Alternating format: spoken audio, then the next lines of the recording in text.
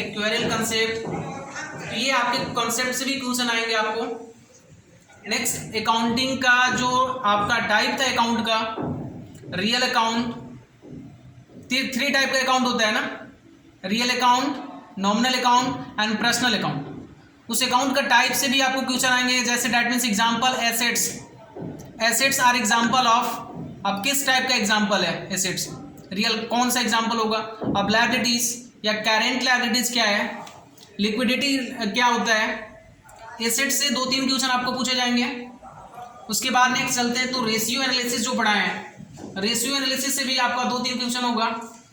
Next आगे जाएंगे तो आपको एक इंपॉर्टेंट टॉपिक बताए थे कॉस्ट अकाउंटिंग, जो कॉस्ट अकाउंटिंग से आपको मैक्सिमम 7 से 8 क्वेश्चन पूछे जाएंगे, जो आपको इजी वे में अभी जल्दी ही कुछ पढ़ाया गया आपको तो समझ में भी होगा।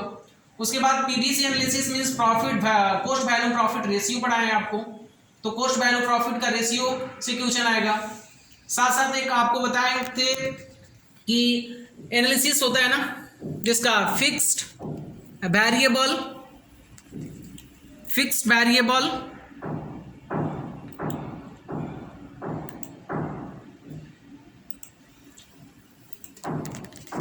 स्क्रीन शेयर कर रहे हैं, देखिए ऑब्जेक्टिव क्वेश्चन का मोड दिखाते हैं कि किस टाइप का आपका ऑब्जेक्टिव क्वेश्चन पूछेगा। Means basic accounting MCQ question, that means first is as definition of accounting, accounting is a classifying, recording, summarising means significant term of money. एक किसका है, ये बताता है कि अकाउंटिंग का डिफिनेशन है। तो बहुत ही इजी सिंपल क्वेश्चन है। सेकेंड क्वेश्चन जैसे डिराइव कर रहे हैं कि any form the accounting which enable a business to conducted more the efficiently can be regulated as, किसके थ्रू रेगुलेट करता है अकाउंटिंग, तो मैनेजमेंट अकाउंटिंग के थ्रू अकाउंटिंग रेगुलेट करता है। And second inflation accounting is also called replacement, क्या करता है, रिप्लेसमेंट करता है। नेक्स्ट एक्वेरियल, जो अकाउंटिंग प्रिंसिपल बताया गया है वो अकाउंटिंग प्रिंसिपल से क्वेश्चन पूछा है। 4 number, a process of accounting that recognise the impact of transaction on the financial statement in time of period when the revenue and expenses occur in unstated form that in cash receive or distribute is called cash known as acquiral, means gap fill in the blanks में क्या fill करेंगे आप, acquiral. Next liabilities, assets, equities and all, ये तुम्हारे introduce हैं।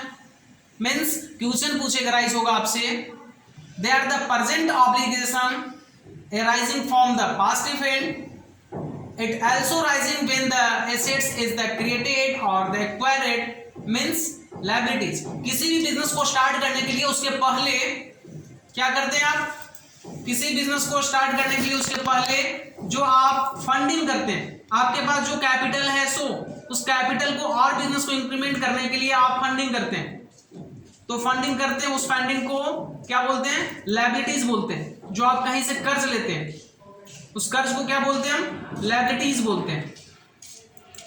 Okay.